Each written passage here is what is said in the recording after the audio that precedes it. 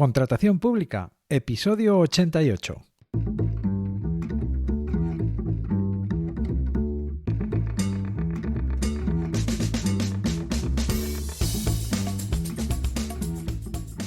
Bienvenida, bienvenido a Contratación Pública, el podcast, la radio del contratista, donde se habla de todo lo relacionado con vender a la administración. Te habla Luis Gracia, consultor sin corbata y director de Escuela CP, la Escuela de la Contratación Pública. 7 de noviembre de 2021, episodio número 88. Episodio que vamos a dedicar a hablar sobre las relaciones laborales en el marco de la licitación de un contrato público. Vamos allá. Las relaciones laborales, los recursos humanos, los medios humanos, las personas, llámalo como quieras, son uno de los aspectos fundamentales en una organización y también cuando se va a ejecutar un contrato, ya que son personas las que ejecutan los contratos.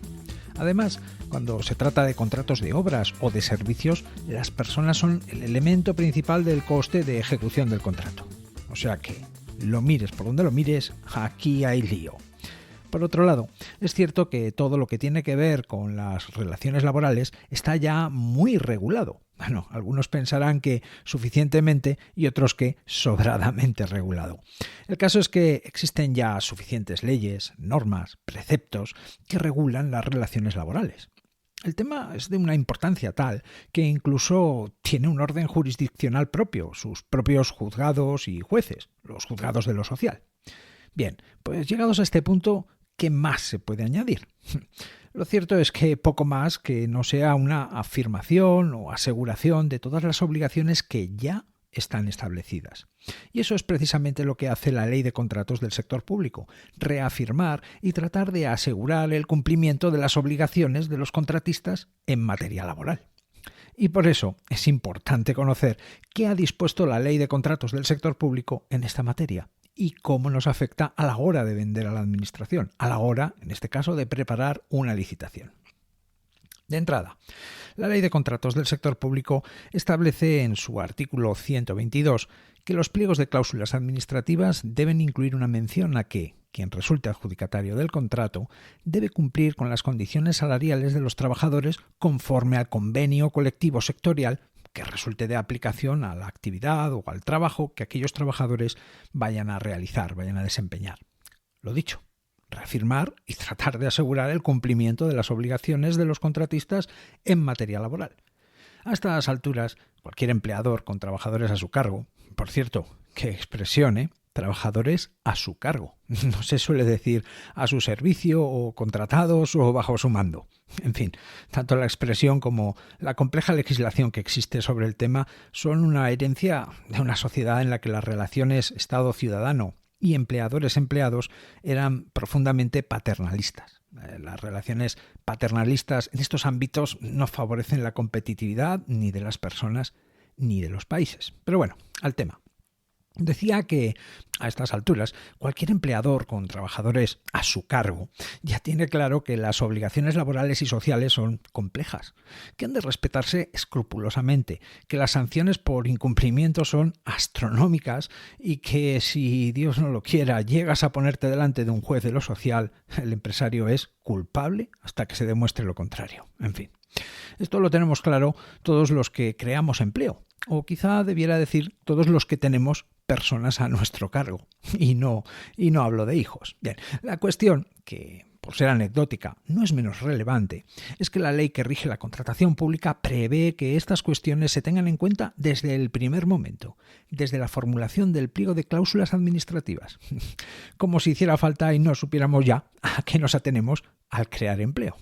Total, que ahí queda eso, y que al incluirlo expresamente en el pliego de cláusulas administrativas se convierte en ley del contrato. Y siguiendo el hilo del devenir natural de la licitación de un contrato, la siguiente referencia a estos temas laborales nos lo encontramos cuando, en un proceso de licitación, una oferta es calificada como anormalmente baja.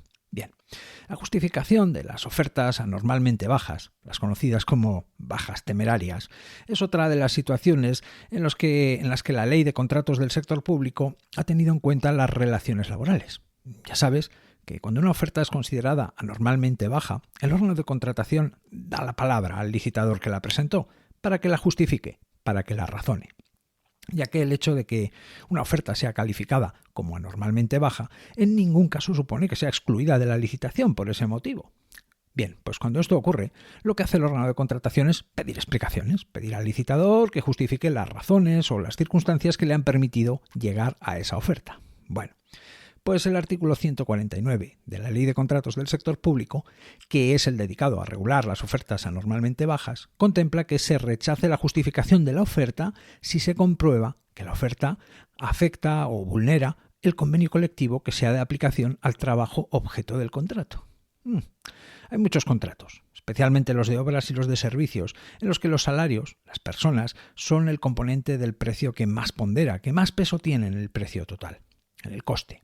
Y claro, el hecho de que se aplique el convenio colectivo que resulte aplicable a la actividad del contrato en liza, a la vez que iguala las condiciones de todos los participantes en la licitación, ojo con esto, sirve para asegurar, para reafirmar la obligatoriedad del cumplimiento del mismo convenio.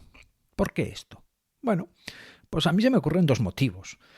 Primero, hay empleadores que pagan por debajo de convenio porque así lo han pactado con los trabajadores y porque los trabajadores no se enteran de las condiciones del convenio.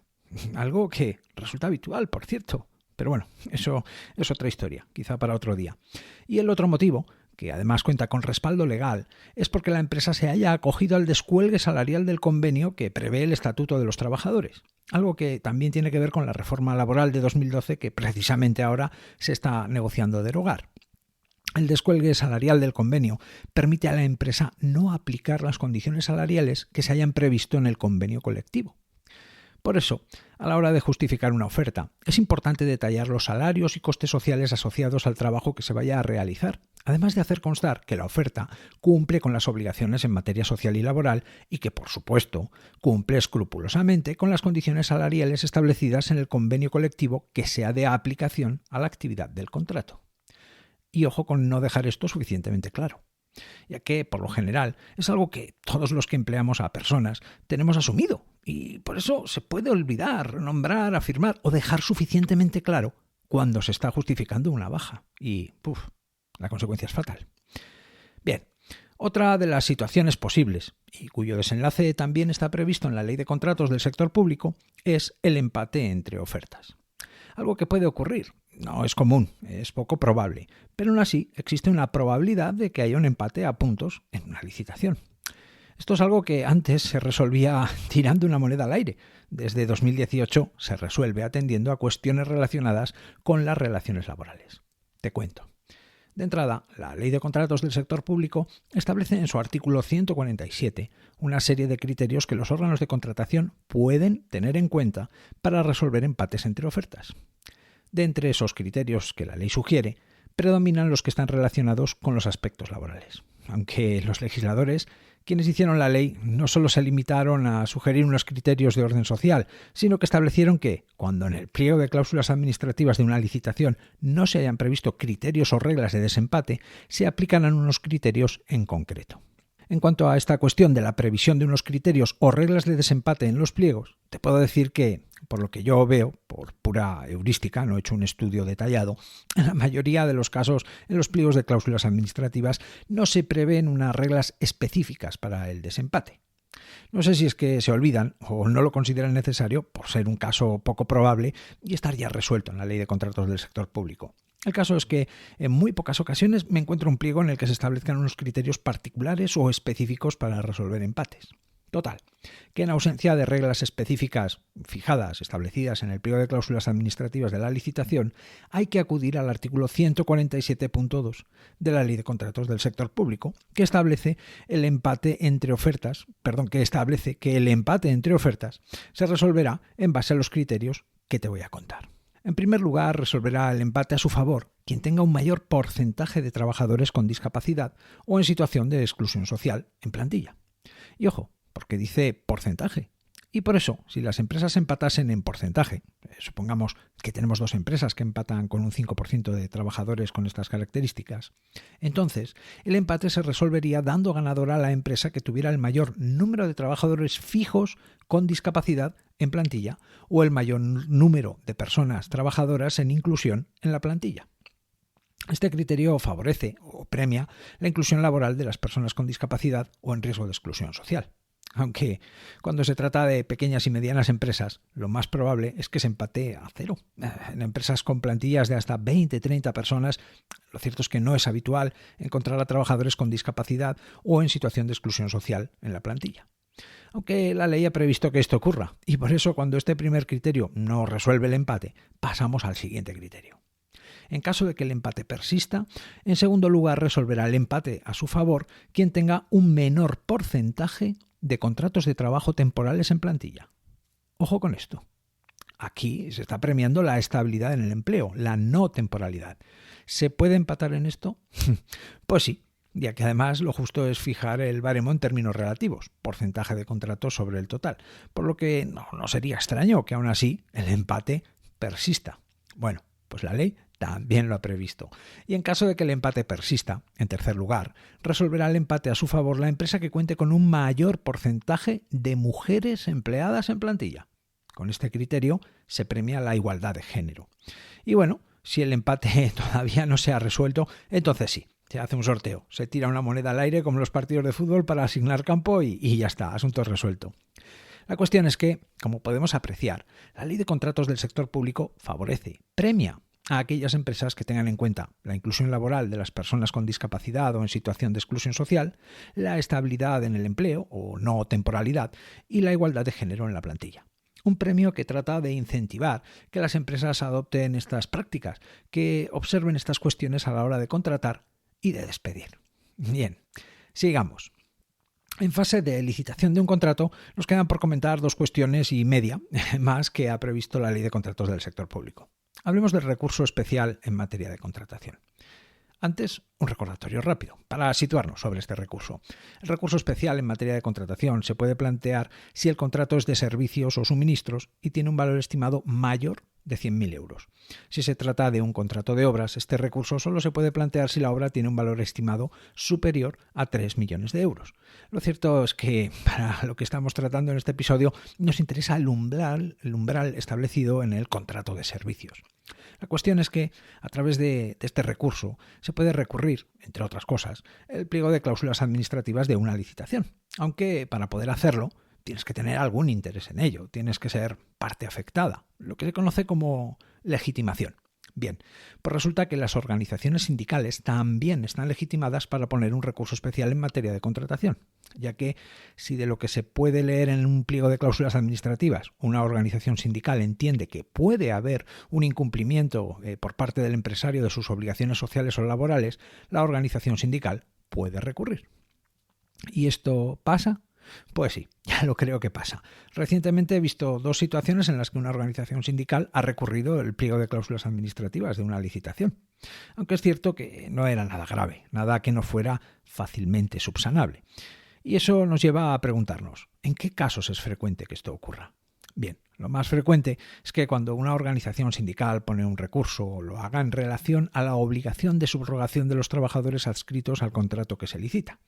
Algo muy importante de lo que hablaremos. Ojo, a la falta de especificación de la obligación de subrogación, que no a su falta de concreción o de detalle.